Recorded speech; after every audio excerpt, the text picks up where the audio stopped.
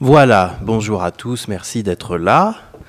Nous allons démarrer cette conférence sur la justice commerciale en Tunisie, qui présente quand même un certain intérêt parce que d'abord c'est l'occasion pour vous de faire du droit comparé entre la France et la Tunisie, et puis aussi c'est l'occasion de voir qu'en fait la façon d'aborder le droit commercial et la justice commerciale n'est pas tout à fait la même selon les deux rives de la Méditerranée. Quelques mots, merci. Quelques mots pour présenter notre intervenante, donc le professeur Brahmi. Le professeur Brahmi est donc invité par notre faculté pour une dizaine de jours. Elle assure un cours en master de droit des affaires et elle est évidemment qualifiée en droit commercial, c'est sa spécialité, droit des affaires. Elle est aussi arbitre international, notamment auprès de centres d'arbitrage à Tunis et au Caire, mais également, je crois, dans les pays du Golfe, il me semble. Et puis, elle a été chef de mission pour le Conseil de l'Europe dans le cadre d'une mission sur la justice commerciale en Tunisie. Donc, c'était une bonne occasion pour des étudiants qui sont dans le parcours JPP ou pour les doctorants de l'écouter sur des thèmes où elle est particulièrement compétente. Voilà, donc je lui cède immédiatement la parole pour, disons, 3/4 d'heure à peu près de conférence. Et puis ensuite, nous passerons à une discussion avec la salle si vous avez des questions. Merci beaucoup d'être là. Merci beaucoup, professeur Julien Couard. Et donc, je tiens tout d'abord à présenter mes vifs remerciements pour les autorités universitaires, Monsieur le Président de l'Université de Toulon, Madame la doyenne de la Faculté de droit de Toulon, pour avoir daigné m'adresser cette belle invitation, à laquelle j'ai répondu présente avec beaucoup de plaisir et avec tant d'honneur. Je tiens également à présenter mes vifs remerciements à mon cher collègue et ami, le professeur Julien Couard, qui a facilité cette invitation, en fait, parce que ça fait des années maintenant que nous entretenons des relations professionnelles, académiques et scientifiques entre Tunis et la France, je vais dire, pas spécialement Toulon, parce que le professeur Couard, c'est un ami qui appartient bien sûr à la France, mais à partir de là, nous avons commencé à travailler sur des programmes et des projets euro-méditerranéens. Et à partir de là, les relations de collaboration ont commencé à Tunis, et voilà que dernièrement, on s'est retrouvé avec une délégation d'étudiants toulonnais qui étaient à Tunis pour répondre à un autre projet sur la responsabilité sociétale de l'entreprise dans l'espace euro-méditerranéen, et c'était effectivement co-dirigé par le professeur Couard, ma humble personne et notre consoeur du côté de Fès au Royaume du Maroc. Et donc voilà, et dans le cadre de cette collaboration entre les deux universités, que je suis ravie d'être là depuis quelques jours et jusqu'à la semaine prochaine. Dans le cadre de ma mission de professeur invité, je suis invitée par le professeur Couard à donner cette conférence qui, comme vous l'avez remarqué, s'intitule « La justice commerciale en Tunisie ». Et après votre permission, je parlerai sur 3/4 d'heure et par la suite, on va ouvrir les débats parce que je ne vais pas pouvoir tout dire dans le cadre de cette conférence et j'aimerais bien sûr focaliser sur les questions les plus importantes, sur les axes fondamentaux de la justice commerciale en Tunisie. En guise d'introduction, j'aimerais tout d'abord faire 3 observations en guise, me semble-t-il, de préalable indispensable à cette conférence. Et c'est à partir de là où j'aurai par la suite à enchaîner avec le fond de cette conférence. Quels sont les 3 préalables que je souhaite tirer dans cette perspective? La première des choses à vous dire, et dans la mesure où je dois faire quelque chose de comparé, la justice commerciale en Tunisie, je ne vais pas dire qu'elle est radicalement différente de la justice commerciale en France, mais elle est en grande partie différente. Et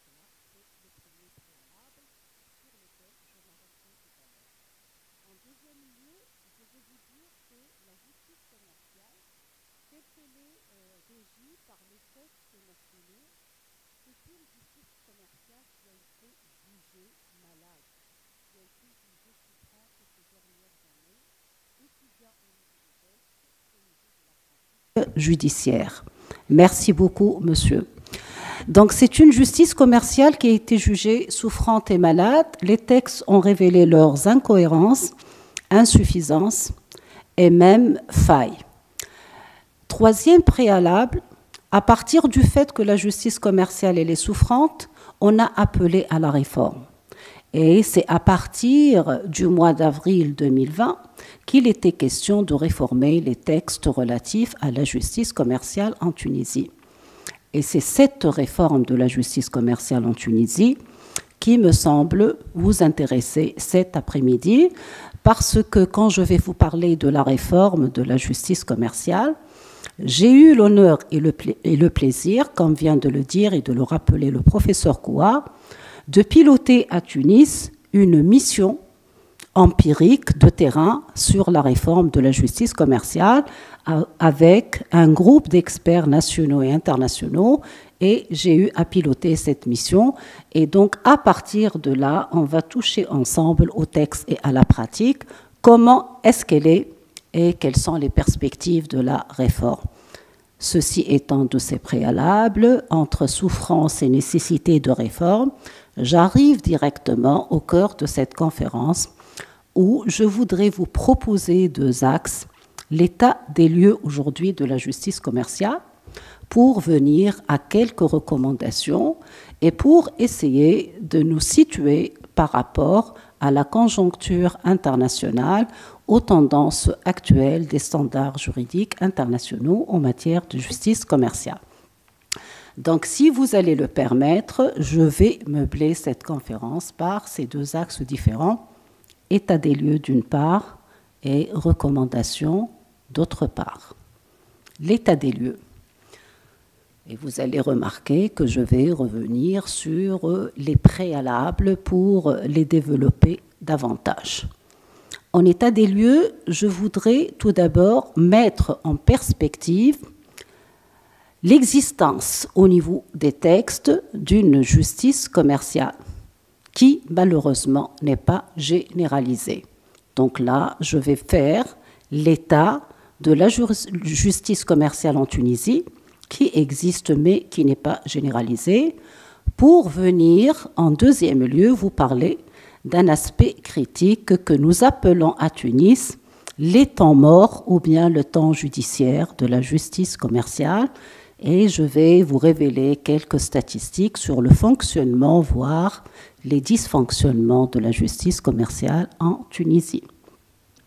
Donc, entre fonctionnement et dysfonctionnement, je vous propose ce qui suit. Pour ce qui est du fonctionnement de la justice commerciale, tout d'abord, qu'est-ce qu'il en est? Et là, je dois remonter un peu en arrière, vous faire une petite approche historique et rattacher la justice commerciale en Tunisie à 1995. Vous dire qu'à partir de 1995, le droit tunisien a accueilli l'idée de la justice commerciale. Auparavant, il n'y avait pas de justice commerciale. Très rapidement, avant et après. Avant 1995, et depuis 1959, sur une trentaine d'années, vous allez me dire pourquoi 1959. 1959, c'est le lendemain de l'indépendance en Tunisie, et c'est à partir de là que le législateur tunisien a commencé à mettre en place un arsenal de textes juridiques, dont notamment, et simultanément, le 1er octobre 1959, ont vu le jour les deux lois respectives 39 et 40, portant l'une promulgation du Code de commerce et l'autre promulgation du Code de procédure civile et commerciale. Donc ça, c'était en 1959, 3 années après l'indépendance de la Tunisie, on a commencé à travailler sur les textes. Mais en 1959, il n'y avait pas du tout de justice commerciale spécialisée. Les juridictions tunisiennes connaissaient à titre confus et confondu entre les deux, justice civile et commerciale. Et ce sont les TPI de Tunis, les tribunaux de première instance, qui avaient à connaître de ce contentieux. Et tout compte fait, et très simplement, je vous dis que peu importe votre qualité de commerçant, ou bien de particulier, ou bien de prestataire de services, vous allez saisir les juridictions de droit commun, un TPI qui va connaître de votre contestation, de votre contentieux, peu importe la spécialité de ce contentieux. 59, je cours vers 1995 pour voir venir la réforme. Et pour répondre à un souci de philosophie et de droit, pourquoi 1995 va venir la réforme de la justice commerciale? Pour répondre à cette question, je dois dire que pour nous en Tunisie, les années 90 du XXe siècle constituent l'époque d'or de la Tunisie. L'époque d'or en termes économiques, et la traduction juridique devait répondre par des législations favorables à l'attraction des investisseurs et à la promotion du commerce. Et effectivement, c'est dans les années 90 que nous avons vu naître les différentes législations spéciales portant promulgation du Code de l'arbitrage en 1993, loi relative au redressement des entreprises en difficulté économique le 17 avril 1995 et la fameuse réforme du Code de procédure civile et commerciale qui devait venir mettre en place les chambres spécialisées de commerce. Donc voilà, la réforme, elle s'inscrit dans un cadre libéral et de l'insertion et l'adhésion de la Tunisie à ce mouvement de mondialisation et de globalisation. Donc je laisse de côté cet arsenal de textes juridiques favorables à l'ouverture de la Tunisie sur son environnement libéral international et je vais focaliser sur l'introduction de chambres de commerce spécialisées. L'introduction des chambres de commerce spécialisées, comment se présente-t-elle depuis 1995 et jusqu'à aujourd'hui? Quelles sont les caractéristiques de l'apport de la loi du 2 mai 1995? L'apport est le suivant. Je vais le résumer tout en focalisant sur les apports les plus fondamentaux. Tout d'abord, cette réforme s'inscrit dans une optique très restrictive. Pourquoi restrictive? Parce qu'il a fallu réformer un seul article du Code, c'est l'article 40, dans le cadre de la compétence d'attribution, dans le cadre de l'organisation juridictionnelle, c'est l'article 40 qui, depuis 1959, réglemente la compétence des TPI en Tunisie. Donc l'article 39, il est consacré pour la compétence du juge cantonal et l'article 40, il réglemente la compétence des TPI de Tunis. Et voilà que pour cette réforme, qui est très restreinte et très particulière, il a fallu agir sur le contenu de l'article 40 et venir greffer la compétence des chambres commerciales. Donc, alinéa 2, pas de changement, 2 et 3, et par la suite, on va venir greffer 4 alinéas, 4, 5, 6 et 7. Dans le cadre de cet ajout, de ces alinéas, le législateur tunisien, et là je me permets de vous dicter en substance l'apport de l'article 40, il va venir nous dire, et je vais commenter juste après, qu'il peut être créé, c'est une possibilité, il peut être créé par décret des chambres de commerce au niveau des tribunaux de première instance. Point à la ligne. Donc, il peut être créé des chambres de commerce au sein des TPI. Point à la ligne. Et par la suite, le législateur, dans la ligne 4, il va organiser la composition des chambres de commerce pour venir nous dire que c'est une composition collégiale.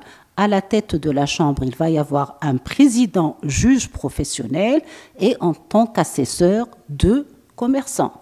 L'alinéa 6, il va rebondir sur le statut d'assesseur commerçant pour nous dire malheureusement que les assesseurs commerçants n'ont qu'un avis consultatif et qu'ils peuvent se faire substituer par d'autres commerçants et que leur absence n'empêche pas le président de continuer à siéger. Voilà comment la réforme se présentait dans les 3 alinéas de l'article 40 nouveau.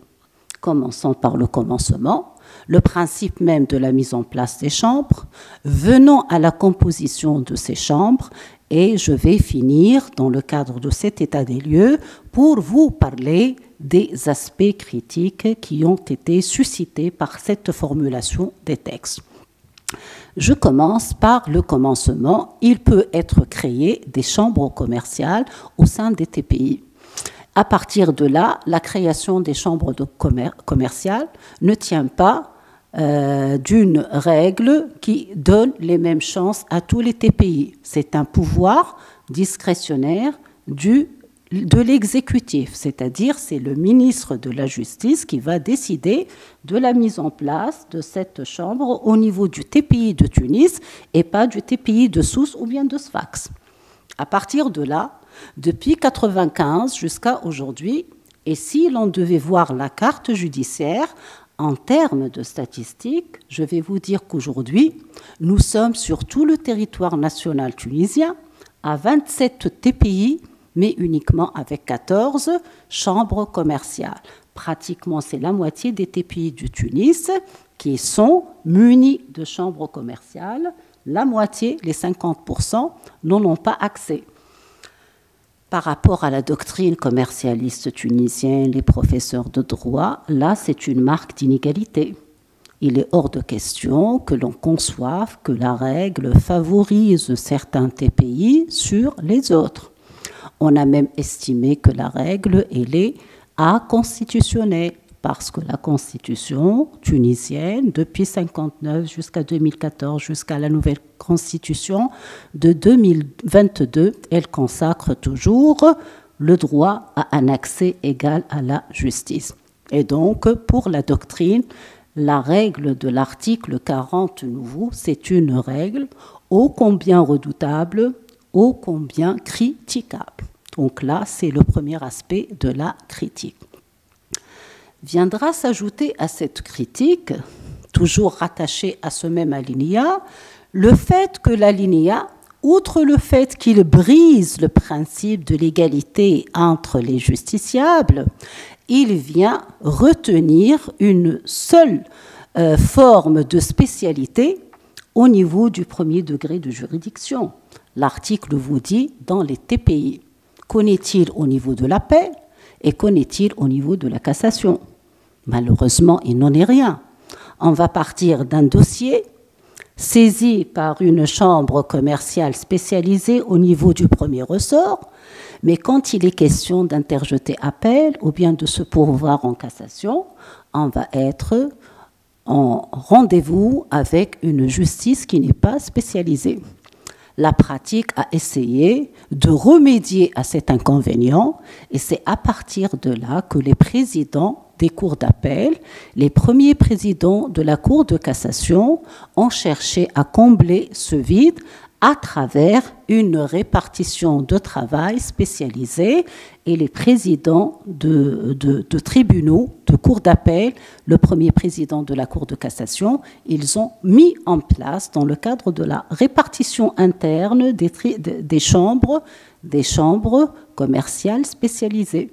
À titre d'exemple, au niveau de la Cour d'appel de Tunis, et mis à part le défaut de texte, nous avons aujourd'hui 2 chambres commerciales spécialisées, de fait, parce que c'est l'organisation interne qui a fait que le premier président de la Cour d'appel mette en place ces 2 chambres. La chambre commerciale numéro 4 et la chambre commerciale numéro 20. Et lorsqu'on a entretenu avec les 2 présidents de ces chambres, ils vous disent malheureusement, il n'y a pas possibilité à communiquer et il n'y a pas possibilité à unifier notre jurisprudence. Et pour cause, la chambre numéro 4, elle est vraiment spécialisée. Par contre, la chambre 20, elle est réputée être une chambre mixte, elle connaît du civil et elle connaît du commercial. Et cela fait que les deux chambres n'arrivent pas à avoir une meilleure visibilité sur la nature des décisions qui sont par la suite rendues. Tout ceci, c'est à cause du texte qui restreint la compétence des chambres commerciales au niveau du premier degré de juridiction des TPI. Donc ça, c'est sur un plan purement organique. Sur le plan maintenant de la composition de ces chambres, le texte vous dit que c'est une chambre mixte présidée par un président professionnel de profil d'un magistrat. Elle est aussi composée par 2 assesseurs qui sont commerçants. Et à partir de là, on a commencé à s'interroger sur l'efficacité de ces chambres. Les années se sont précipitées et tout compte fait, on va se retrouver avec un bilan du fonctionnement de ces chambres. Le bilan, il est malheureusement établi par des présidents de chambre eux-mêmes. Moi-même, j'ai eu affaire à des présidents de chambre qui, dans le cadre d'entretiens qualitatifs, dans le cadre de ma mission, ont bien daigné me dire, malheureusement, nous avons assisté à un absentéisme flagrant des commerçants qui, à partir du fait où ils se trouvent avec un avis simplement consultatif, et à partir du fait qu'ils pouvaient se faire substituer, ils ont appris à être absents. Et comme ils ont appris à être absents, la justice commerciale collégiale, textuellement réputée être collégiale, ne l'est en fait qu'individuelle. C'est le président de la chambre commerciale qui avait à répondre de cette quête de trancher le litige. Donc voilà réellement comment les choses se sont-elles présentées, et les professionnels, les présidents qui sont professionnels vous disent on en a marre de cette façon de faire avec le texte de l'article 40 dans les entretiens qualitatifs. À partir de là, à partir de cette réalité, viendra s'ajouter une autre que je n'ai pas proclamée, mais je voudrais y venir. Quand il est question d'un contentieux spécialisé de procédures collectives, parce que nous distinguons entre le commercial général et les procédures collectives liquidation et faillite. Le texte vous dit que la composition de la chambre commerciale, ce sont 5. Donc c'est un magistrat président, 2 magistrats assesseurs et 2 commerçants. Les commerçants ne sont toujours pas là et cela se répercute sur les temps, sur la durée de la résolution des litiges.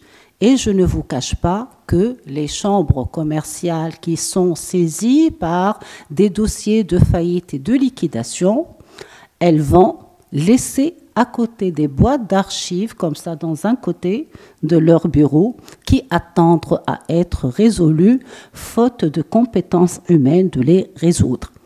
Et ils vous disent qu'à choisir entre trancher le litige rapidement et le trancher efficacement, on va choisir l'efficacité, mais l'efficacité, malheureusement, elle va dépendre de ressources humaines qui ne sont pas malheureusement au rendez-vous. Va s'ajouter à cela un mouvement national de mouvabilité des magistrats en Tunisie. Annuellement, nous avons ce mouvement de mouvabilité qui fait qu'un magistrat qui est à la tête d'une chambre commerciale va se retrouver dans le prochain mouvement dans une chambre, dans une cour d'assises ou bien dans une chambre correctionnelle. Et quand le président il est parti, les dossiers seront donnés à quelqu'un d'autre, et le fait que ce quelqu'un d'autre va connaître de nouveau le dossier, il va y avoir toujours cette rupture qui va se répercuter sur le temps judiciaire. Le temps judiciaire dans les dysfonctionnements de la justice commerciale tunisienne. Donc j'ai promis de parler du fonctionnement et de vous parler du dysfonctionnement. Et je vais le faire très rapidement. Quand je parle du temps judiciaire, là, je vais vous dire, en termes de chiffres, la première des choses, c'est qu'en Tunisie, malheureusement, nous n'avons pas des statistiques très fiables et très crédibles, cette banque de données qui va vous éclairer sur la durée de vie d'une affaire commerciale. Donc, on l'a fait de bouche à oreille et on était en train de demander, de questionner, voilà, les présidents de chambre pour savoir quelle est la durée d'une affaire commerciale. Il se trouve que la durée d'une affaire commerciale va durer entre premier ressort, deuxième ressort et cassation, entre 2 ans, 9 et 10 ans. Donc, voilà. Le minimum, ce sont les 2 ans. Au grand maximum, quand il est question de liquidation, de faillite, ça doit atteindre les 10 ans.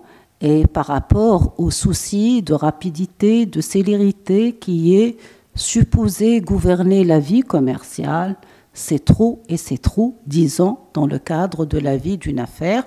Il se trouve que le commerçant ou bien l'entreprise peut changer de statut sans pour autant qu'elle n'ait un prononcé sur une affaire bien déterminée. Et c'est à partir de là que les commerçants, notamment les banquiers en Tunisie qui ont le statut de commerçant, enquêtent toujours de leur crédit parce qu'ils donnent des crédits. Par la suite, ils ont des difficultés à se faire rembourser. Donc, il y a des actions en justice auprès des chambres commerciales et les banquiers ont tiré la sonnette d'alarme revendiquant la fin de ces temps morts, malheureusement, et revendiquant cette réforme de la justice commerciale, entre autres acteurs qui ont postulé et réclamé la réforme. Et je viens très rapidement à la réforme, comment s'est-elle présentée et quelles sont les perspectives attendues de ces réformes-là. D'accord ? Donc je suis très rapidement au niveau des recommandations, des perspectives, au niveau de cette réforme. Je dois vous dire qu'en Tunisie, la conjoncture nationale, je voudrais mettre la réforme dans son cadre national et international, parce que la réforme de la justice commerciale, telle que je vais vous la présenter, elle répond à un double cadre national et international, parce qu'il y a eu des partenaires nationaux, mais aussi des partenaires internationaux. Donc en Tunisie, certainement tout le monde ici sait très très bien qu'en 2011, on est passé d'une république à une autre. Et nous avons passé par ce que nous avons appelé le printemps arabe. Donc en 2011, donc c'était une nouvelle phase. À partir de 2012, autour de nous, le monde entier nous observait avec un œil très très grand, disant que la Tunisie allait franchir un cap vers un autre. Franchir un cap vers un autre, davantage vers une Tunisie beaucoup plus démocrate. Et voilà que la réflexion sur les réformes en Tunisie a fait appel non seulement aux autorités nationales, mais également à des partenaires internationaux. Et c'est à partir de là où des partenaires internationaux se sont associés à l'œuvre tunisienne. À l'œuvre tunisienne, juste après la mise en place en Tunisie de la Deuxième République rattachée à la Constitution du 27 janvier 2014. Le 27 janvier 2014, on a eu droit à une nouvelle Constitution qui devait consacrer dans ses dispositions générales les principes et les standards internationaux revendiqués par l'Union européenne, la qualité, l'efficacité et la rapidité de la justice. Et l'article 11 de la Constitution tunisienne de 2014, il a été réputé répondre de l'article 118 de la Charte internationale des droits économiques et politiques. Donc à partir de là, l'ambiance nationale et la conjoncture internationale devaient favoriser une association des partenaires internationaux. Effectivement, les partenaires internationaux étaient là et c'est à partir de 2012 en Tunisie qu'on a commencé à travailler sur ce programme qui s'appelle Appui Justice, l'appui à la justice tunisienne. Et donc le programme Appui Justice, c'est un programme jumelés entre l'Union européenne et le Conseil de l'Europe qui se sont associés à l'œuvre du ministère de la Justice tunisien et au PARCH en tant que programme de réforme d'appui à la justice tunisienne. Donc voilà, c'est dans le cadre de ce programme d'appui à la justice que la réforme de la justice commerciale a été menée. C'est un programme et c'est une œuvre empirique qui a fait appel à des experts nationaux et internationaux.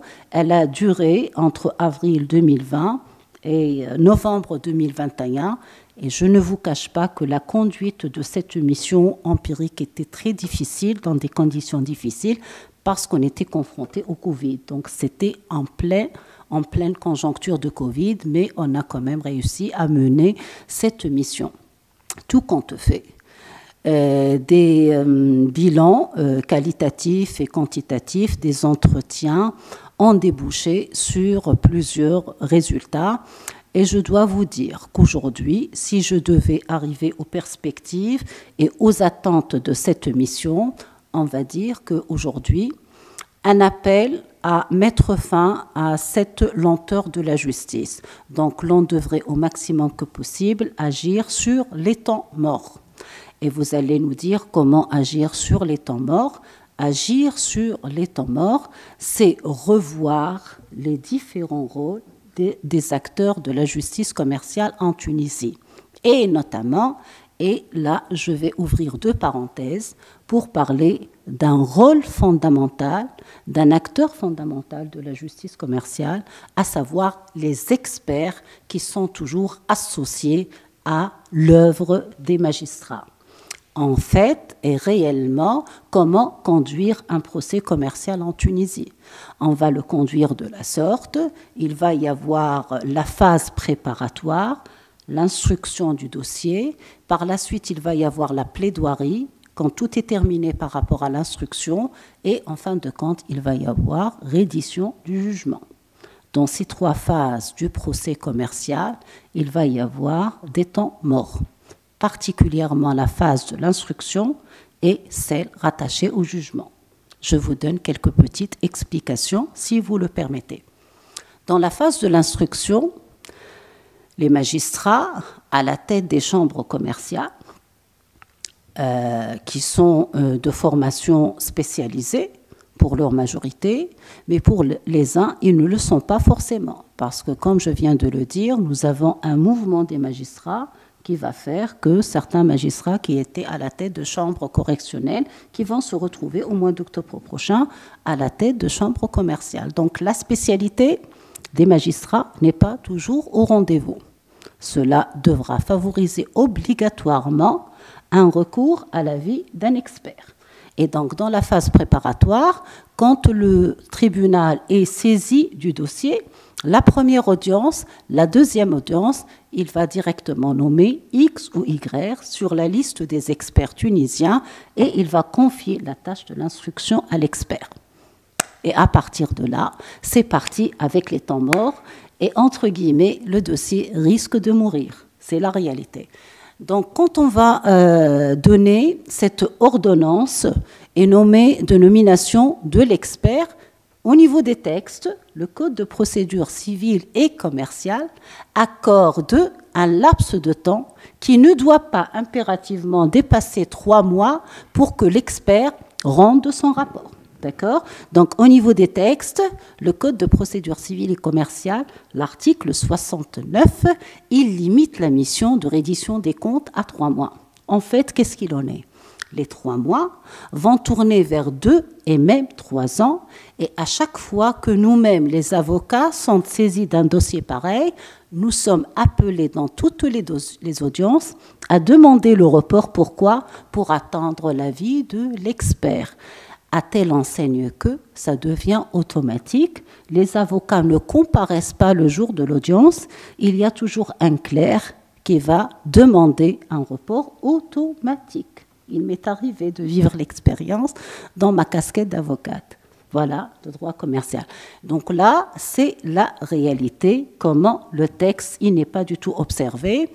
Et donc là, c'est un temps mort rattaché à la conduite de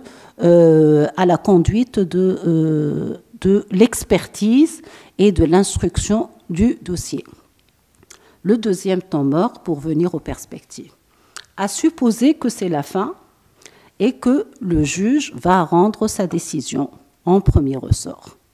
Il a rendu sa décision en premier ressort, en supposant, aujourd'hui, le 17 mars 2021, il s'est prononcé sur le dossier.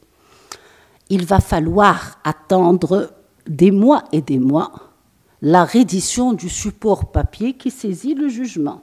Donc, verbalement, vous allez avoir sur le cahier de secrétariat, le tribunal a décidé le rejet ou bien de donner une suite favorable à votre dossier. Mais pour l'exécution, vous devriez avoir votre support écrit. D'accord ? Pour le support écrit, c'est toute une administration judiciaire à part qui fera que la reddition et la saisie des jugements prend des mois et des mois. Et de là, le particulier, le justiciable qui est profane en la matière, l'avocat l'appelle pour lui dire « vous avez eu gain de cause » et lui de comprendre que le lendemain, il va passer à l'exécution. Mais le lendemain, on doit le préparer psychologiquement pour lui dire « non, merci, félicitations pour aujourd'hui, mais c'est reporté ». Pourquoi c'est reporté ? Parce qu'il y a une autre phase qui s'appelle la saisie de votre jugement, et la saisie du jugement va prendre un temps fou. Une fois muni de son jugement, il va interjeter appel. Et quand on va interjeter appel, c'est encore une fois pire, parce qu'au niveau de l'appel, il n'y a pas cette justice spécialisée. Il va falloir se retrouver avec une justice qui ne l'est pas au niveau des textes, mais qui, comme je viens de l'expliquer, elle a été arrangée par les premiers présidents des cours d'appel, et au niveau de la Cour de cassation, rebelote quand il va avoir son jugement au niveau de l'appel. C'est la même chose pour la reddition de ce support écrit, pour interjeter cassation. Et je ne vous cache pas que pour interjeter cassation, sur le plan des textes, la cassation, c'est une voie de recours exceptionnelle qui n'est ouverte que dans des cas bien déterminés, sur la base de l'article 175 du Code de procédure civile et commerciale. Mais malheureusement, toutes les parties qui n'emportent pas l'affaire, elles vont automatiquement agir en cassation. Donc la cassation, qui est supposée être une juridiction exceptionnelle, va se retrouver dans la réalité comme étant une juridiction principale, et automatiquement, les avocats, ils vont se pourvoir en cassation et ils vont requérir par la suite le consentement de leurs clients, parce que c'est une monnaie courante que l'on se pourvoit en cassation, et cela fait que la durée de l'affaire est très très très longue, et ça risque de s'étendre sur des années et des années. Dans les perspectives de la réforme, qu'est-ce qu'on devait corriger ? Les corrections devraient s'articuler autour du temps judiciaire, et elles devraient aussi s'articuler autour de l'organisation de la justice commerciale. Pour les temps judiciaires, je dirais à quelque chose malheureusement, parce qu'en période de Covid, chez nous comme chez vous, comme partout dans le monde, on a appris à faire appel au numérique. Et je ne vous cache pas qu'en ce moment, il y a des projets financés par des acteurs nationaux et internationaux qui s'adressent vers une justice de plus en plus numérique.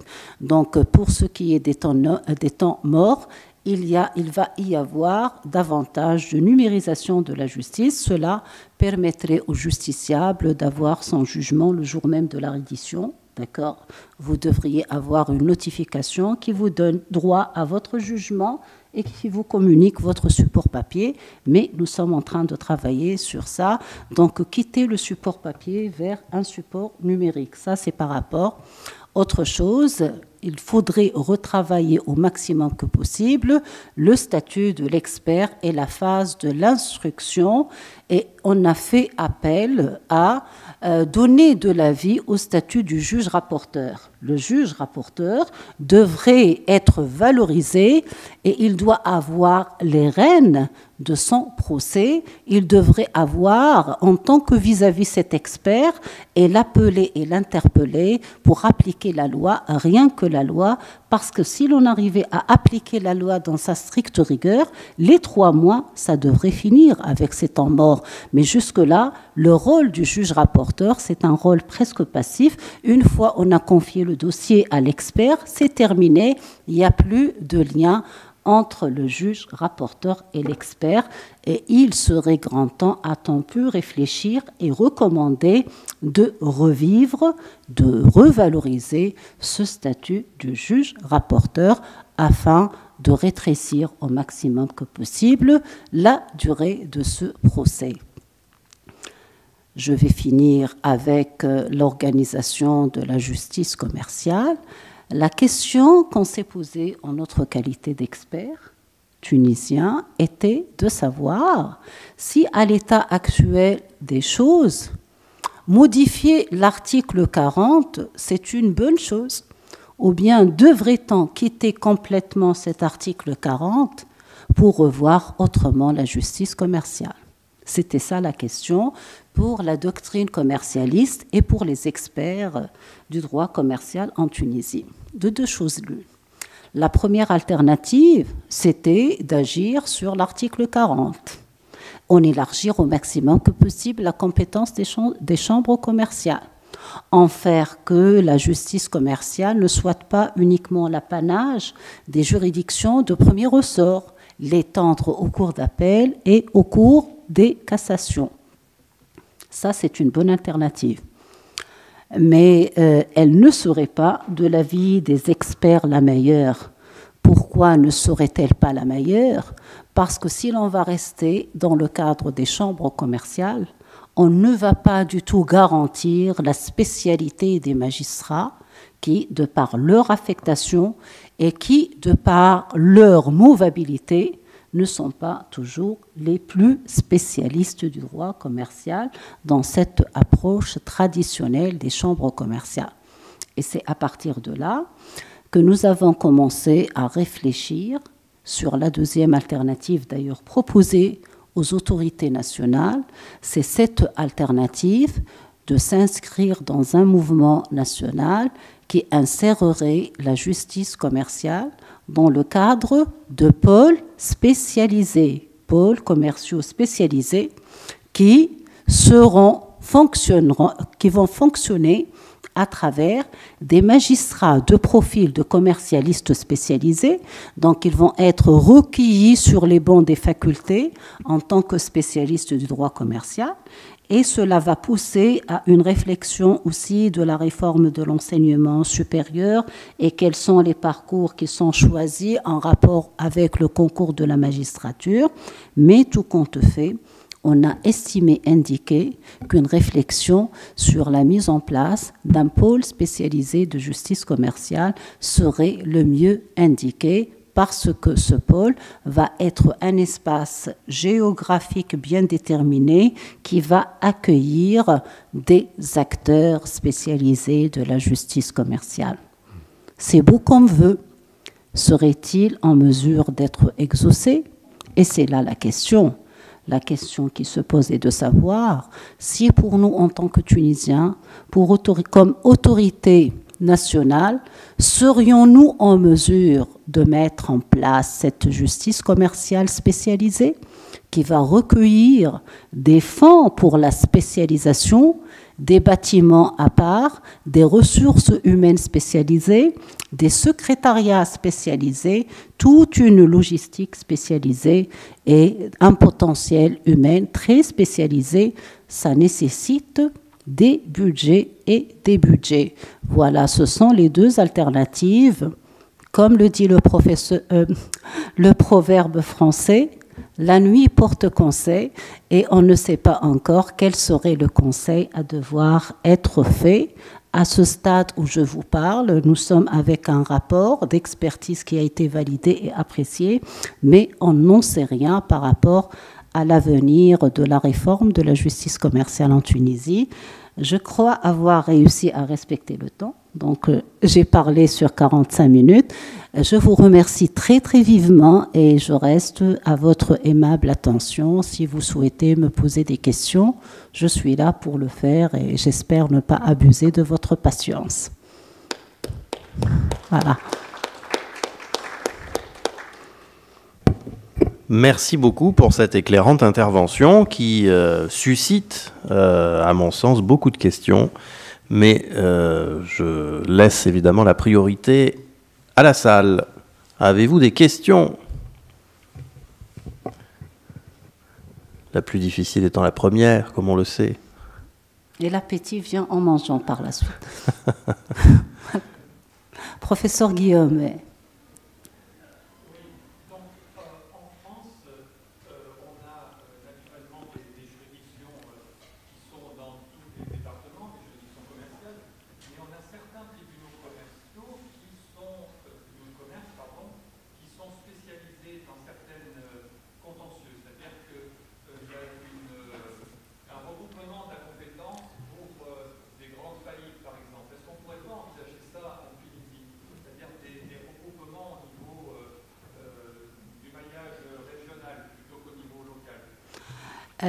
Exactement, professeur Guillaume, l'expérience française, comme vous la présentez, effectivement, elle a été présentée par quelques experts étrangers, français notamment, et c'était envisageable, mais dans la mesure où nous n'avons pas les mêmes données pratiques, c'est-à-dire si on va parler régional en Tunisie, on va être confronté à ce défaut de généralisation de cette justice. C'est-à-dire, comme je viens de le dire, au niveau de la carte judiciaire en Tunisie, aujourd'hui, nous sommes à 27 TPI, mais réellement, il y a uniquement 14 chambres commerciales. Donc, si on va rester dans cette conception étriquée de la justice commerciale rattachée à des chambres commerciales, le problème ne va pas être résolu parce que le texte en lui-même, il n'offre pas cette possibilité de procéder à une répartition égale des juridictions. Donc, il y avait un problème fondamental lié au choix en 1995 de cette justice commerciale qui, malheureusement, favorise les uns et défavorise les autres. Voilà pourquoi on n'a pas pu se brancher sur cette expérience française qui a été souhaitée par les uns et qui n'a pas pu coller à la réalité tunisienne. Mais je vous remercie et je sais que ultérieurement, si le rapport il est diffusé, vous allez trouver cette expérience française que nous avons relevée dans le cadre des expériences comparées et étrangères. Merci, professeur Guillaume. D'autres questions? Monsieur?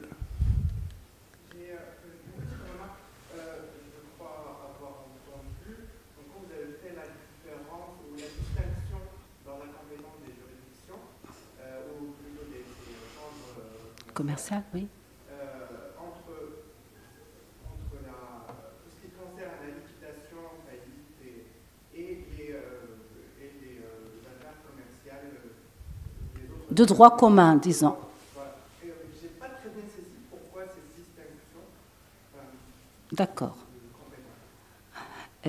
Effectivement, là, c'est un aspect critique du texte du droit tunisien et vous avez totalement raison parce que j'ai évoqué la chose à titre très précipité sans pour autant l'avoir annoncé. Et c'est l'occasion, dans les cadres des débats, de revenir sur ce détail. Donc, si j'avais à revenir à la réglementation de l'article 40, je vais mettre en perspective une distinction entre des chambres commerciales spécialisées dans le droit commun commercial et une autre composition qui sera spécialisée quand il est question de faillite, liquidation et redressement judiciaire. Et le législateur tunisien, en 1995, 95, il a tracé au niveau du texte une ligne de démarcation au niveau de la composition des chambres entre les chambres de droit commun et les chambres qui vont se spécialiser pour les faillites. À titre organique, la chambre commerciale de droit commun, elle est composée par un président professionnel et 2 assesseurs commerçants. Quand il est question de connaître du contentieux relatif aux faillites, du redressement et des liquidations, la composition de la Chambre va être au nombre de 5 et il va y avoir un président, 2 assesseurs magistrats et 2 assesseurs marchands ou bien commerçants. Vous allez me dire pourquoi. Le législateur tunisien, quand vous allez revenir aux travaux préparatoires, vous allez lire qu'il a estimé que le contentieux relatif aux faillites, aux liquidations, c'est un contentieux épineux, c'est un contentieux difficile, et il serait mieux indiqué pour le législateur de consacrer cette formation collégiale beaucoup plus étendue. Voilà, c'était ça dans l'esprit du législateur tunisien, mais malheureusement, quand je viens de le dire au professeur Guillaume, cela ne devait pas résoudre le problème. Pourquoi ? Parce que les magistrats, d'une part, ils ne sont pas très spécialisés, en partie ils le sont, mais dans leur généralité, ils ne le sont pas. Autre chose, les magistrats, ils sont encombrés. Donc, dans la pratique judiciaire tunisienne, vous pourrez être affecté à la tête d'une chambre commerciale ou bien assesseur d'une chambre commerciale, mais vous êtes appelé en semaine à siéger en tant que conciliateur dans des affaires de statut personnel. Donc, c'est un manque de ressources humaines, de magistrats, qui va faire que le magistrat supposé être spécialiste et disponible ne l'est pas en fait. Et voilà que la durée du contentieux va durer et perdurer des années et des années. Voilà. Et donc là, je vous ai un peu emmené aux dispositions de l'article 40 qui distingue dans son apport en 95 entre une juridiction spécialisée tournée vers le droit commun commercial et une autre juridiction qui ne connaît que des liquidations et des faillites. Mais malheureusement, les objectifs escomptés n'ont pas été atteints à défaut de cette spécialisation de la magistrature tunisienne et pour défaut de cette disponibilité, les magistrats en semaine, ils font de tout. C'est comme des médecins généralistes qui vont faire de tout parce que nous n'avons pas le nombre suffisant de magistrats qui vont siéger dans leur propre poste de magistrats spécialisés. Voilà. Mademoiselle derrière.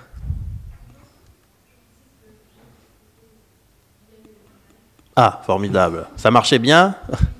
Parfait. Effectivement, je ne sais pas si depuis le lien, on peut poser des questions. C'est pour ça que vous êtes venus, non ? Et vous étiez à côté, alors ? Pas loin. Merci pour l'intérêt.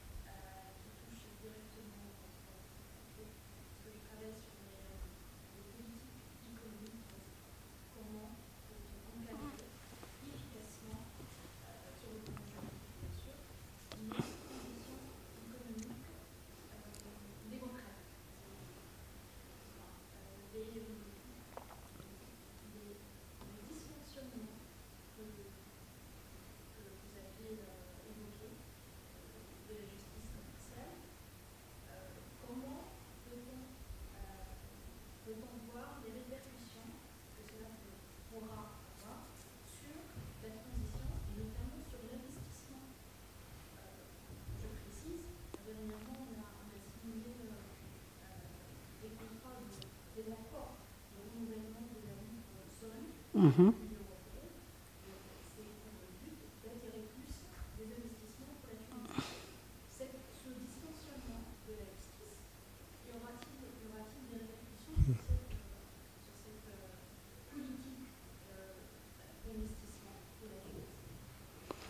Merci beaucoup pour votre question.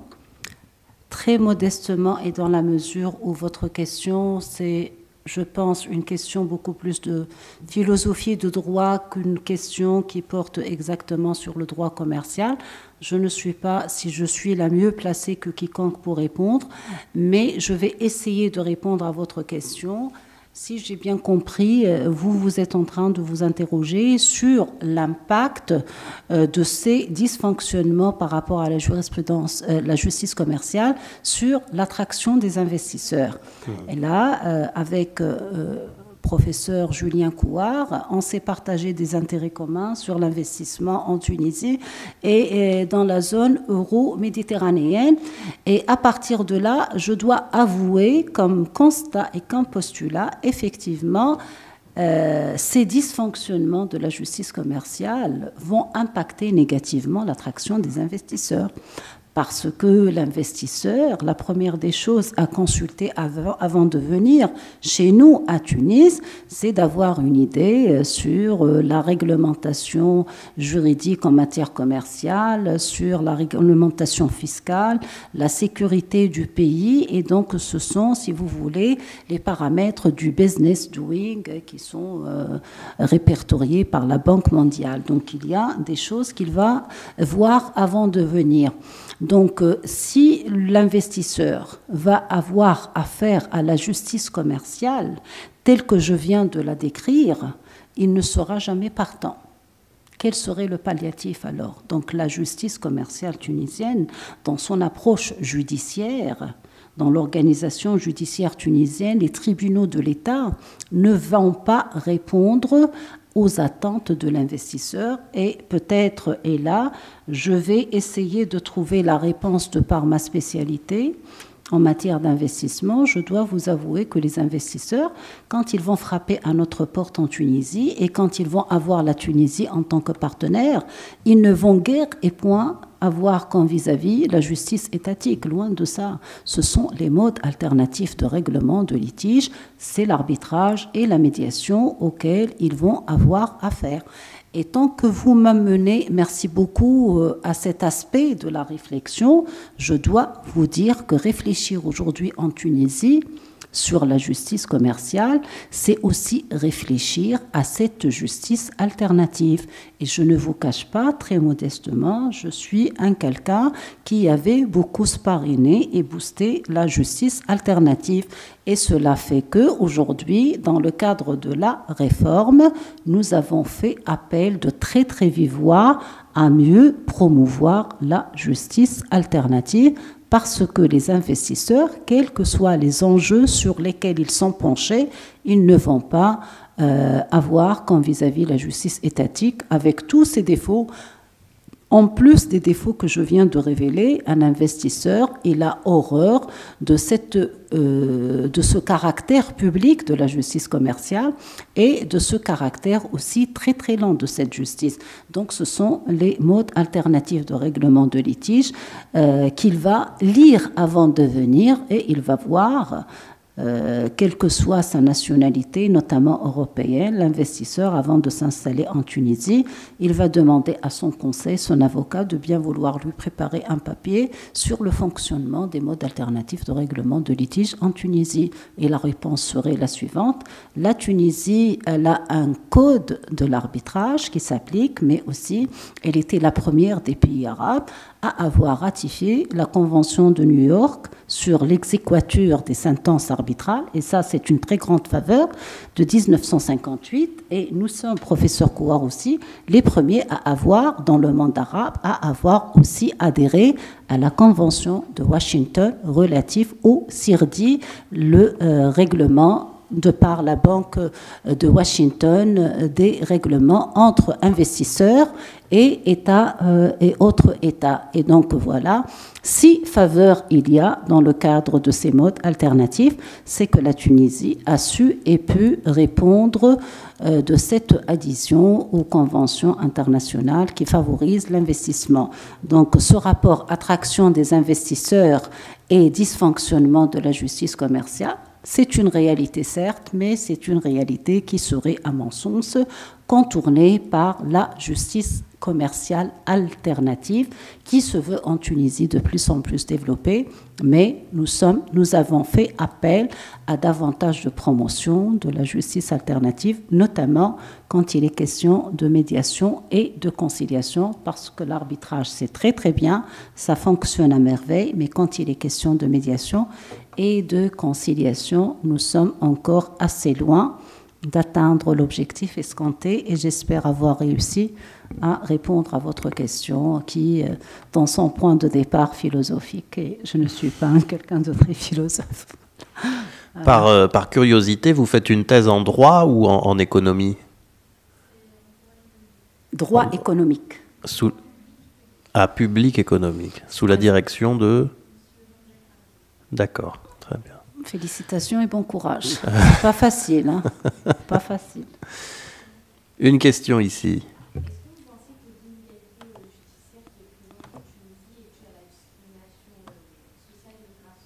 Non, absolument pas. Donc moi j'ai parlé de l'article 40, il n'est pas du tout rattaché à cette idéologie.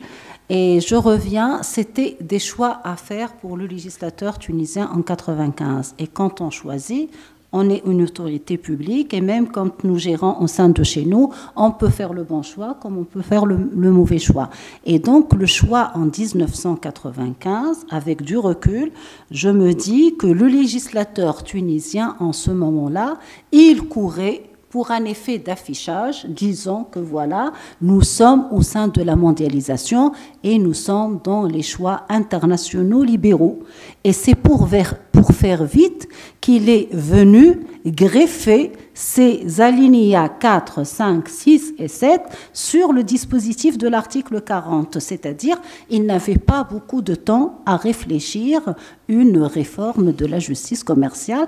Et le plus facile pour lui, c'était d'introduire au sein des TPI une justice commerciale. Donc, c'était loin de cet esprit de discrimination, loin de ça. C'était simplement un effet d'affichage. On voulait coûte que coûte s'inscrire dans ce mouvement international favorable à l'ouverture économique. Et comme je viens de le dire, à mon âge aujourd'hui, j'ai vécu les années 90 et j'étais jeune et je sais que les années 90 en Tunisie, c'est l'époque d'or sur un plan purement économique. En termes d'inflation, on n'avait pas d'inflation en ce moment-là, alors qu'aujourd'hui, l'inflation, elle est très très poussée. Donc pour vous répondre, je vous dis que le législateur tunisien, dans les années 90, il a apporté plusieurs réformes.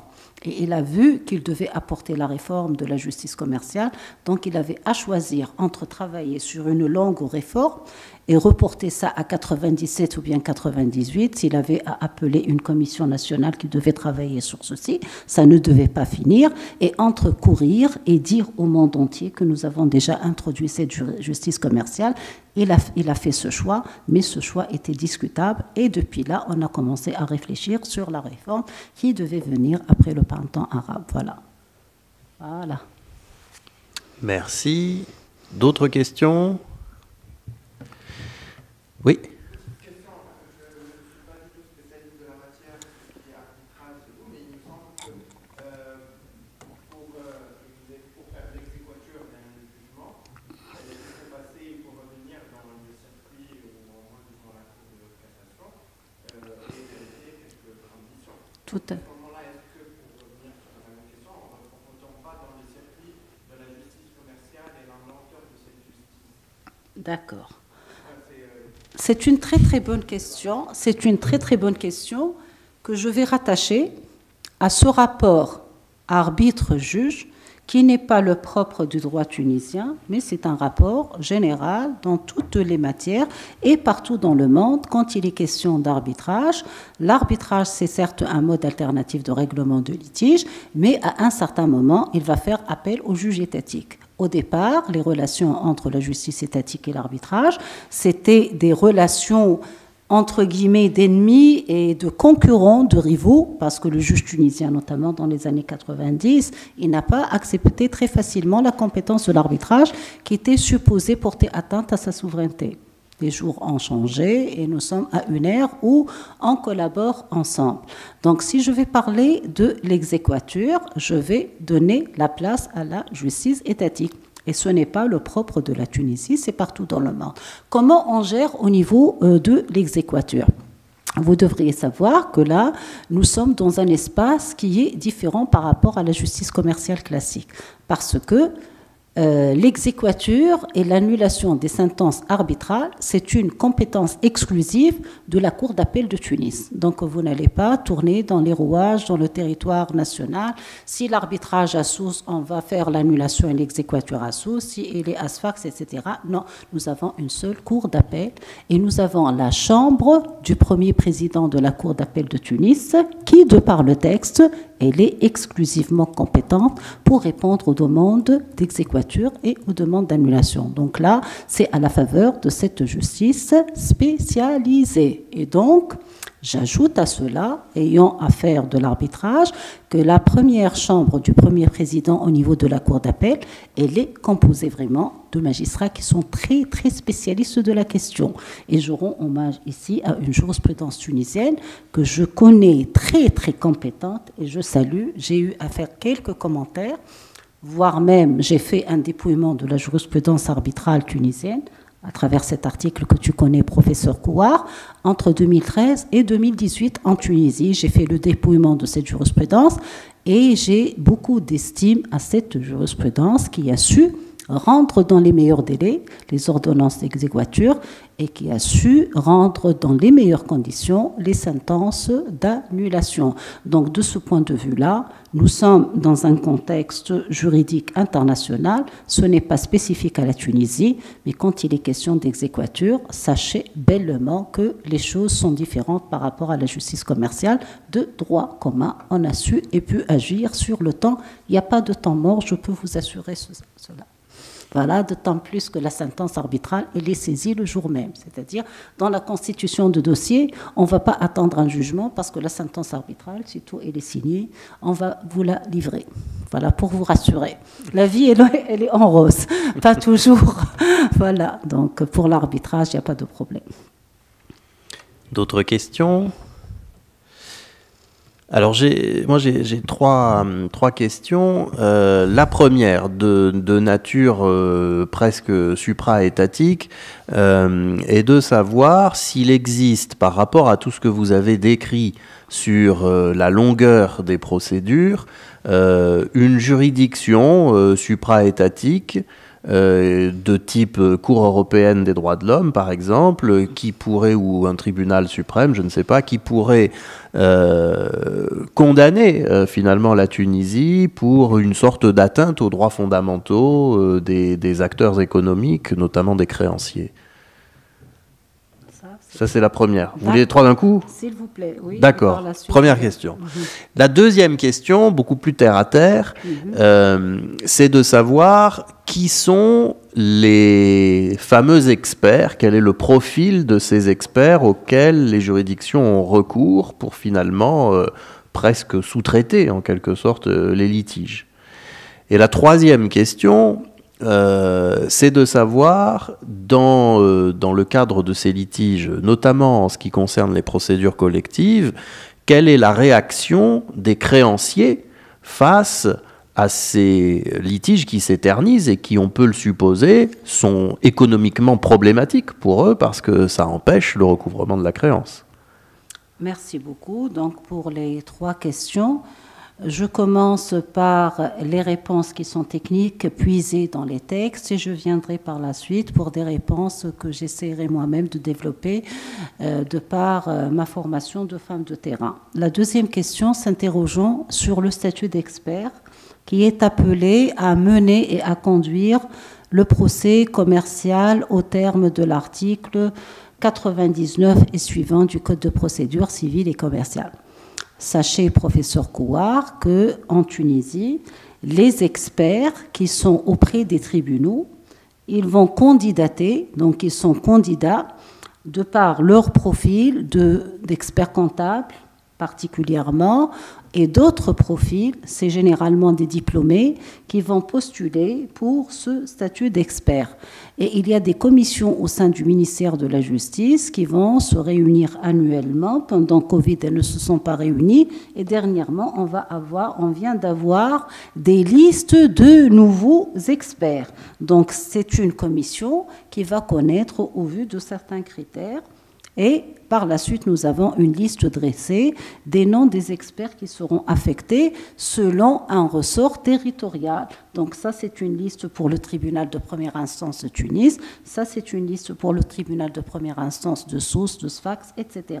Donc il y a un critère territorial qui va rattacher l'expert à son territoire. Et il y a des conditions sur lesquelles est basée l'appréciation de leur nomination. C'est une nomination, c'est le ministre de la Justice qui nomme sur la base de l'avis favorable ou défavorable de cette commission qui, au préalable, va requérir des conditions bien particulières. Et comme je viens de le dire, généralement, ce sont les experts comptables et les comptables qui vont candidater pour ceci. Donc voilà, et si vous voulez, je vais ajouter une autre information. Ces experts, ils sont pratiquement dans leur office, dans leur cabinet, c'est-à-dire ils ne font pas leur mission à titre exclusif. Quand les tribunaux les nomment, ils sont sous d'autres cieux, ils peuvent faire autre chose, d'accord? Donc là, c'est une mission qui va s'ajouter à d'autres missions. Et comme je viens de le dire, dans leur quotidien, ils sont comptables ou experts comptables, ou c'est des ingénieurs, etc. Voilà. Donc ça, pour répondre à votre question. Et pour la troisième question, là où vous dites quelle est la réaction des commerçants dont les droits sont atteints, qui s'attendent à une résolution rapide de leur litige, mais qui malheureusement vont se retrouver face à ces temps morts. La réaction, elle est la suivante. Donc, quand vous allez interroger, moi-même, j'ai eu à questionner les commerçants, professionnels, banquiers, assureurs et autres. Donc, j'étais en face à eux et vous allez les voir très, très déçus. Et ils sont en train de me dire, entre guillemets, la justice commerciale tunisienne, vous disant que malheureusement, nous sommes de perte vers une autre perte, nous perdons notre marché parce qu'entre-temps, nous sommes en train d'attendre ceci et cela. Le problème, c'est que ces professionnels, ils ne sont pas du tout associés aux réformes. C'est-à-dire, ils sont en marge des commissions, mais ces derniers temps, on a commencé à les associer à travers ces questionnements et ces entretiens qualitatifs qui font qu'on va vous écouter.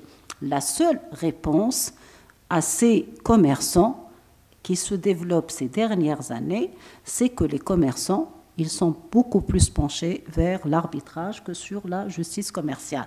Et donc, ces derniers temps, les spécialistes et les centres d'arbitrage en Tunisie, ils ont su et pu mettre en perspective leurs clauses d'arbitrage, invitant les banquiers et les assureurs à adhérer à l'arbitrage.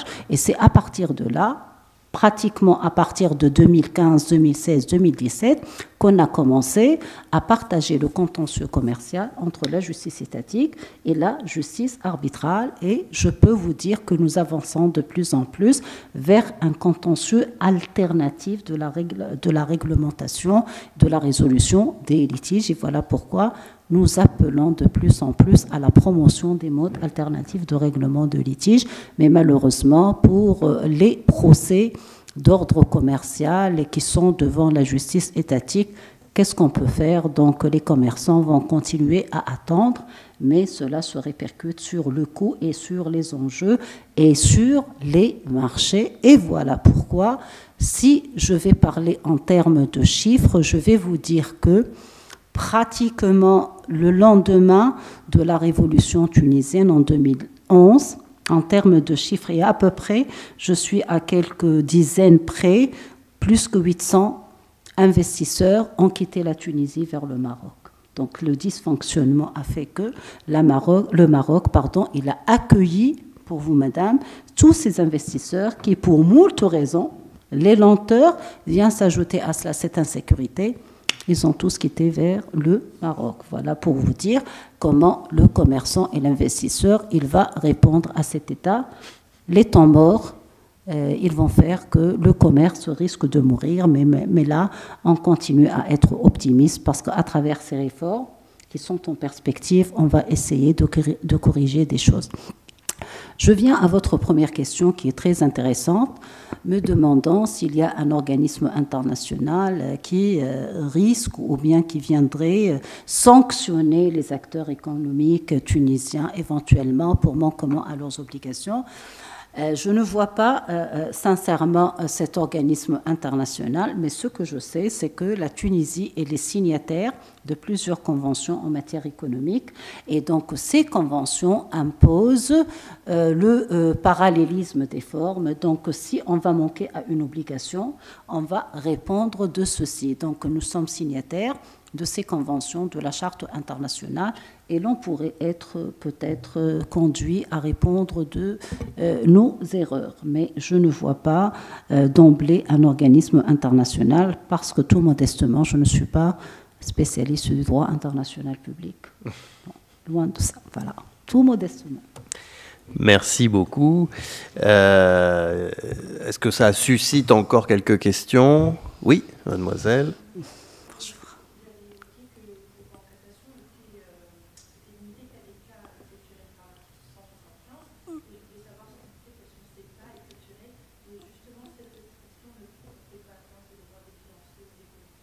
Merci beaucoup. Donc voilà.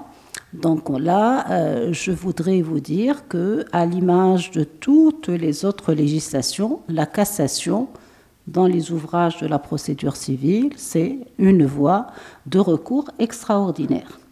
Donc, en sa qualité telle, elle ne sera ouverte que dans des cas bien déterminés. Et le législateur tunisien, bien évidemment, j'ai cité l'article 175 parce que l'article 175 prévoit qu'il n'y a cassation que dans les cas suivants. Quels sont les cas suivants? Quand il y a violation de la loi, et c'est la raison pour laquelle qu'on dit la Cour de cassation, c'est une cour qui contrôle les textes, la bonne application du texte, elle n'a rien à voir avec les faits, donc ça c'est le rôle de la Cour suprême, elle est réputée être Cour suprême parce qu'elle va venir tout simplement contrôler la bonne application de la loi.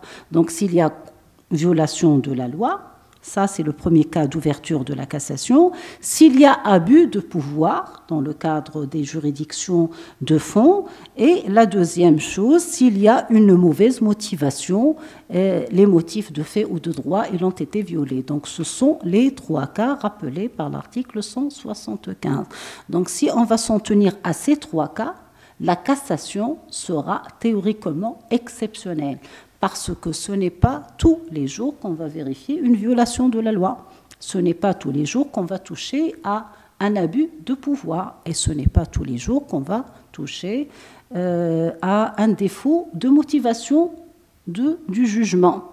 Or, dans la pratique, les choses tournent autrement et on va voir les justiciables, mais derrière eux, leurs avocats, qui sont en train de se pourvoir automatiquement. Ce pourvoir automatiquement fera que le contentieux commercial, supposé être résolu en appel, il est transmis devant la Cour de cassation.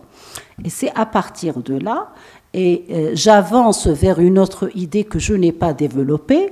La doctrine tunisienne et les praticiens du droit commercial en Tunisie, les magistrats, se sont dit « INAF, on doit arrêter ce recours automatique et mécanique à la cassation » et cela a fait qu'au niveau de la Cour de cassation, on a mis en place ce que nous appelons les Tunisiens la chambre numéro 37 qui est saisie du tri ou bien de la filtration des pourvois. Donc c'est une chambre maintenant, qui a été mise en place à travers des efforts conjugués de certains magistrats qui, avertis et vigilants, ils se sont dit il est grand temps que l'on procède à ce filtrage ou bien à cette filtration des pourvois.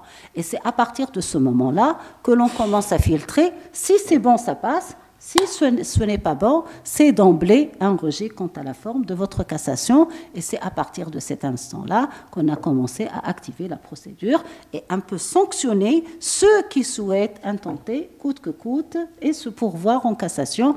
Donc depuis pratiquement 2016, là, cette procédure du filtrage des pourvois, que moi-même j'ai travaillé sur cette procédure, et je peux être très favorable pour l'avenir de cette chambre qui a été mise en place à travers des efforts conjugués par les magistrats tunisiens auxquels je rends un grand hommage. Voilà. Mademoiselle, au fond.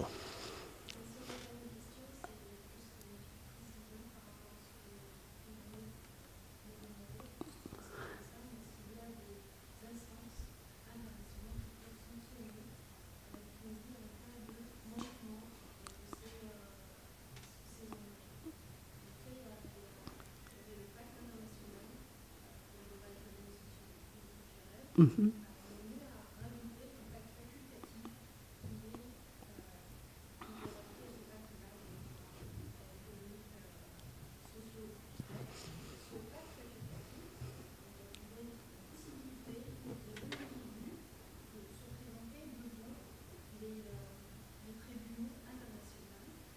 International.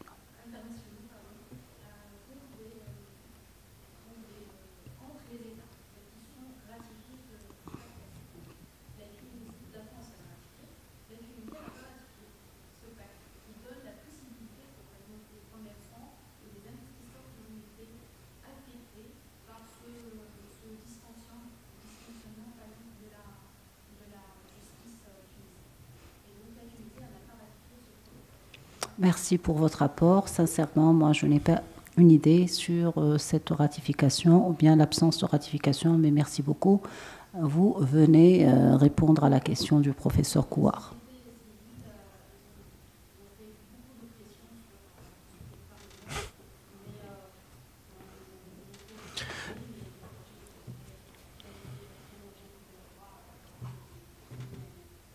Je rebondis, mais cette fois-ci en droit national. Alors, est-ce qu'on pourrait envisager un recours indemnitaire devant les tribunaux? Ça renverrait évidemment les parties encore devant un tribunal national, mais un recours indemnitaire devant la justice tunisienne pour indemniser le préjudice du fait de la longueur du procès. Sur un plan purement national, je vais vous répondre par rapport aux règles et la jurisprudence rendue en matière de responsabilité délictuelle. Effectivement, nous avons en Tunisie développé cette jurisprudence qui se veut de plus en plus constante aujourd'hui pour endommager les personnes en général, pas uniquement les commerçants qui ont manqué à cette occasion de se voir rendre un droit à temps. Donc voilà, si on a raté cette occasion, on peut être indemnisé pour ce manquement à saisir l'occasion. Donc me semble-t-il que sur la base de cette jurisprudence, on pourrait indemniser des commerçants qui auraient manqué à leur opportunité et occasion de se faire rendre justice à temps, parce que comme nous l'avons constaté cet après-midi, il est un moment où on doit avoir notre jugement. Aujourd'hui, ce n'est pas demain, parce que demain, on va risquer de perdre un marché. Donc, c'est à partir de cet instant-là que l'on pourrait saisir les juridictions de droit commun pour demander à se faire rembourser sur la base de ce manquement à saisir cette opportunité, me semble-t-il. Mais là, je peux vous assurer qu'en matière délictuelle, nous avons cette jurisprudence ô combien développée sur le manquement à une occasion. Encore faut-il bien étoffer le dossier. Et que la décision soit elle-même rendue dans des délais raisonnables. Mais c'est un très bon débat d'un 17 mars sur la tribune de la fac de droit de Toulon, c'est parfait. On va développer ça. Voilà, je vous promets. Y a-t-il d'autres questions? Monsieur.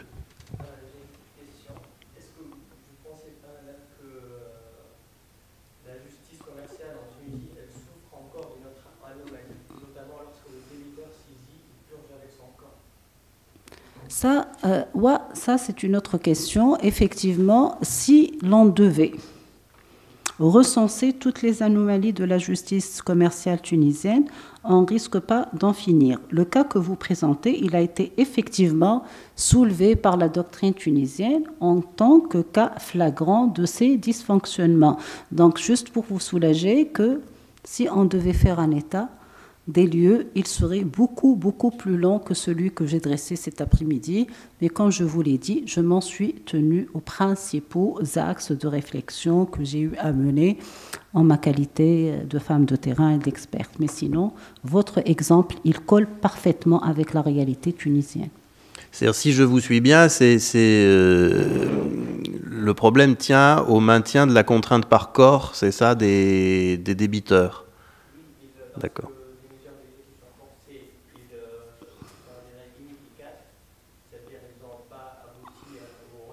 C'est ça.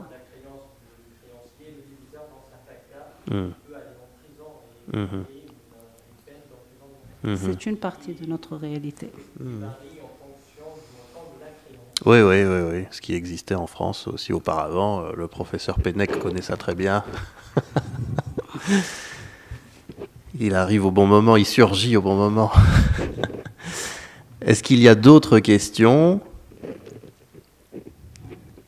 Non, bah écoutez, en tout cas, il me reste à vous remercier, à remercier d'abord la salle, parce que les questions étaient vraiment très intéressantes, et puis surtout à remercier le professeur Brahmi pour ses compétences précises en la matière et cette conférence absolument instructive qui nous permet une belle comparaison entre à la fois le droit français et le droit tunisien, mais aussi de voir un peu les défis qui se pose à d'autres pays et l'articulation entre je dirais, la justice étatique et la justice privée à travers ces modes alternatifs. Alors on a beaucoup évoqué l'arbitrage, je ne sais pas ce qu'il en est de la conciliation, si le recours à la conciliation est aussi assez présent, ou à la médiation en Tunisie. Peut-être que je finirai par là pour vous céder une dernière fois la parole. Merci, professeur Kouar. Comme je l'ai dit peut-être tout à l'heure indirectement, au niveau des textes, nous avons un code qui réglemente l'arbitrage, qui se prépare à célébrer son trentenaire à la fin du mois d'avril 2023. En revanche, nous n'avons pas de texte qui réglemente la médiation, qui se trouve dans la pratique très confuse avec la conciliation. Je suis quelqu'un qui avait toujours enseigné à ses étudiants cette distinction notionnelle entre la conciliation et la médiation. En ce moment, qu'est-ce qui se passe en Tunisie? Nous travaillons sur un projet de loi relatif à la médiation. Je ne suis pas impliquée dans ce projet, mais je crois savoir que les experts qui travaillent sur la médiation avancent sur ce projet. Ceci étant, et mis à part le défaut de ce texte, il y a une pratique tunisienne de la conciliation et de la médiation. C'est une pratique qui invite à s'interroger sur sa qualité, parce que malheureusement, je le dis de très vive voix, nous n'avons pas un statut de conciliateur et de médiateur bien précis, et cela fait que les praticiens de la médiation et de la conciliation vont se permettre de le faire malgré un défaut de compétences et de qualification. Donc la réalité tunisienne va vous montrer qu'on peut pratiquer la médiation, on peut pratiquer la conciliation sans malheureusement être spécialiste de la question, et c'est la raison pour laquelle les experts qui travaillent sur ce projet de loi appellent de très vive voix à des qualifications, à des compétences. S'ajoute à cela que dans notre pratique tunisienne, quand vous allez circuler à Tunis ou bien dans quelques autres villes du Sahel, vous allez voir des écriteaux, centre de conciliation et d'arbitrage, et point d'interrogation sur ce centre. Est-ce qu'il existe réellement? S'agit-il d'une coquille vide? Ce sont des questions que je me pose toujours, et à un certain moment, on sait, avec un groupe de collègues, on a commencé à réfléchir sur ces centres, et malheureusement, il se trouve que nombreux sont ceux qui répondent de la qualification de la coquille vide. Voilà. Sur une note défavorable, j'aimerais une autre question pour finir sur une note favorable. Je plaisante. Hein. Voilà. Encore merci pour cette conférence et pour votre venue ici à Toulon. Merci beaucoup. Merci, professeur Kouar. Merci. Je suis très ravie et je suis honorée d'être parmi vous. Je suis enchantée de donner cette conférence sur la tribune de la faculté de droit de Toulon. Merci à vous toutes, merci à vous tous, ravie et honorée. Merci beaucoup. Merci.